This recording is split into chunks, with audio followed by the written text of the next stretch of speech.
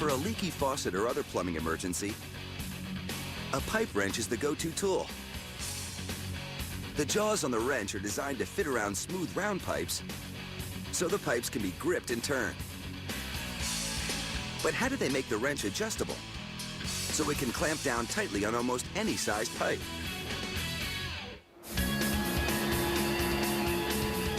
Making a pipe wrench starts with melting down raw metals into cast iron, so it can be poured into a mold to cast the long, strong handles for the wrenches. Cast iron is a mix of two main materials: raw iron and scrap steel.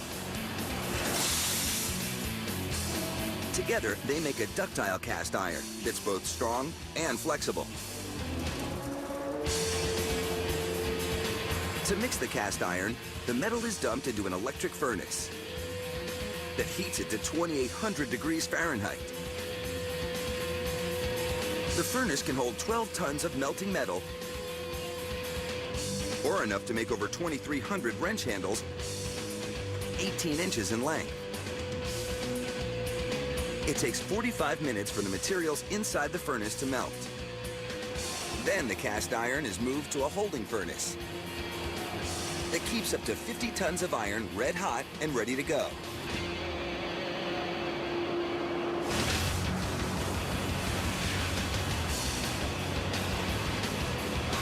The handles themselves are cast using a polyurethane template that's pressed by a machine into a bed of sand to make a mold, just like pressing your hand into the sand at the beach. When the molds are ready, a huge 2-ton ladle transfers molten iron from the holding furnace into a pouring tank that pours it into the molds. It takes about 45 pounds of the molten iron to cast the 5 wrench handles made by each mold.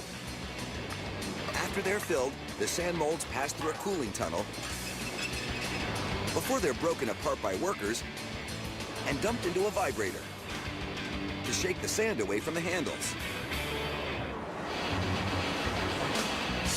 Then the seams left in the handles by the molds are ground away, and the handles are finished with a coat of electrically charged auto body paint. The charge in the paint adheres it to the metal like a magnet for a watertight seal that protects the iron from leaky pipes. While the handles are being cast, the steel jaws of the pipe wrencher machine to add the teeth that bite into the pipes. The jaw comes in 2 parts: a flat plate called the heel jaw that sits on top of the handle, and a piece shaped like a backwards J called the hook jaw.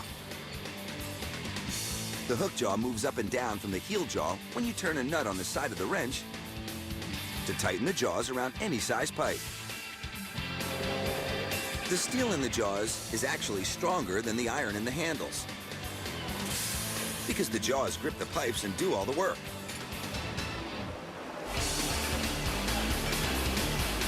After the teeth are cut, another machine mills threads into the long shank on the hook jaw to hold the nut that moves up and down the shank to tighten and loosen the wrench.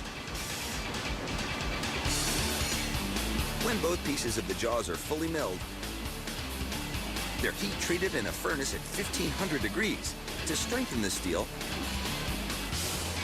so the teeth in the jaws won't wear down when they bite into steel pipes. The final piece of the wrench is the nut.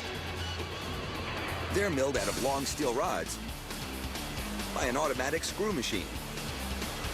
It takes a series of 8 rotating spindles to first drill out the center hole of the nut and then add the traction rings on the outer rim, so it can easily be turned with just the thumb.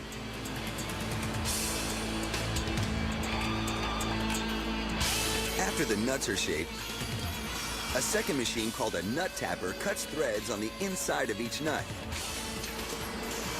to screw into the matching threads on the shank of the hook jaw. When all of the parts are ready, workers assemble the wrenches. First, the heel jaw is mounted to the top of the handle with a steel pin. A machine spins both ends of the pin to lock it in tight. Then the threaded shaft on the hook jaw slides into the handle and is secured with a nut. And the pipe wrench is ready to get a grip on just about any leaky pipe under your sink.